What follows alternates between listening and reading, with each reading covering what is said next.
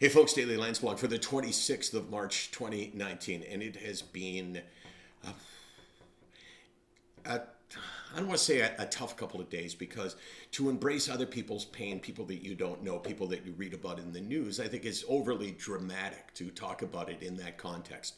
But it does have an effect on us, really sad news. And suicide has the ability of getting inside you and just reminding you the stakes that we're playing with.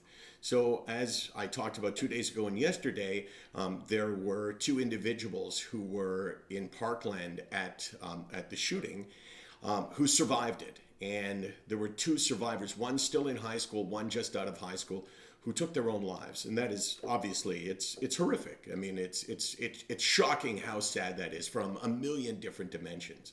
And then I learned via people's response to yesterday's Landsblog the fact that we lost, and this was a message from somebody. So she said, we lost the father of a Sandy Hook victim who was active and involved in trauma research. Sandy Hook, of course, was another one of those staggeringly painful and awful events that take place when somebody who has severe issues gets a gun and goes into a school. And that was like, oh my God, this is terrible, this rash of suicide. But she went on to talk about it. And she said, sometimes the news weighs heavy on those of us who are already carrying around so much.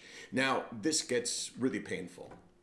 Just 2 weeks before he took his own life, my husband, in response to the news of an OPP officer's suicide, asked, how can anyone do that to their family? And 2 weeks later, I was dealing with, quote unquote, that. No matter how much we wish others know our thoughts, they don't.